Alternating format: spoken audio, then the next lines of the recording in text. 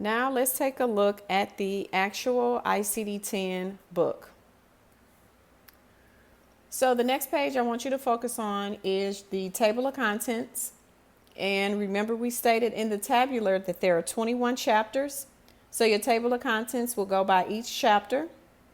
Chapter 1, Chapter 2, and it's going to either be by body system or it could be by a category of diseases.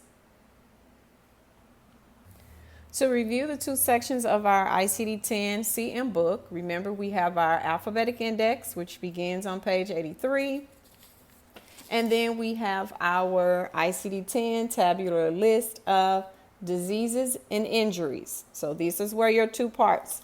You will begin in the alphabetic index. You verify codes within your tabular list. If we go back to our alphabetic index and follow the instructions of looking up amputation, which remember you always start where the term begins, the bold term, and we go back up to amputation, our subterm traumatic and arm. We have our two non-essential modifiers of upper and complete, and then we have our code. So remember the dash and the bullet to say our code is not complete. Remember to always use your finger, guys.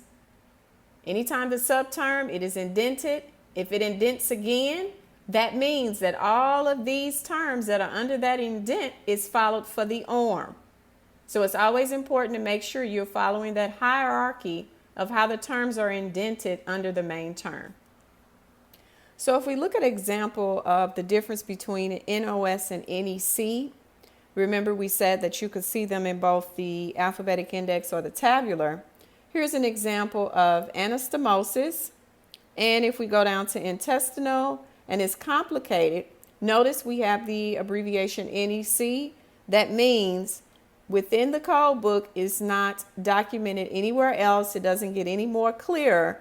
So this is your example that if you see NEC, you can stop looking and you would be using this code right here.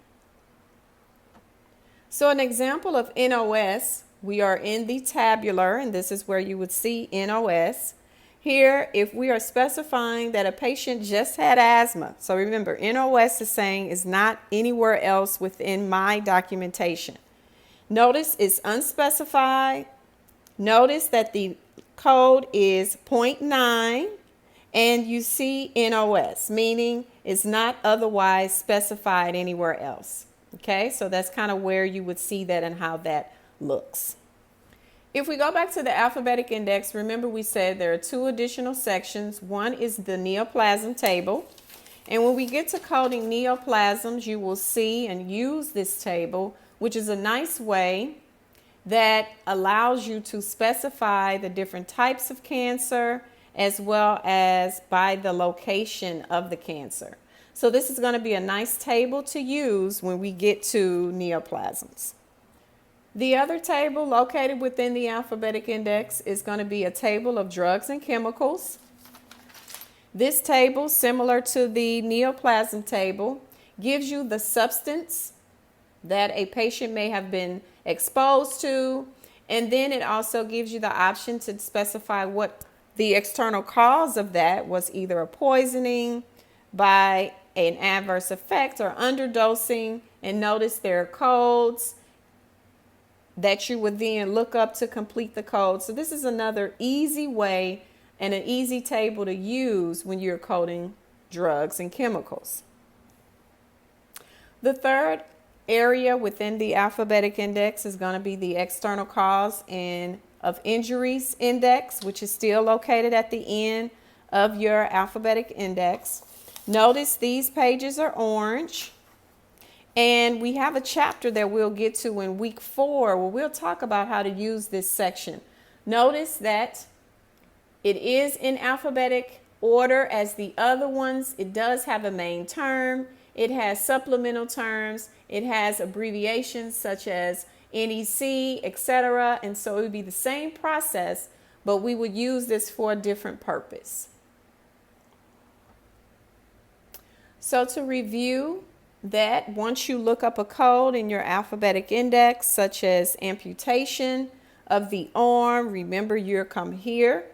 This is our tabular. Anytime you're in the tabular, you'll notice that the chapters are going to be listed on the edge of the page by color coded to the 21 chapters.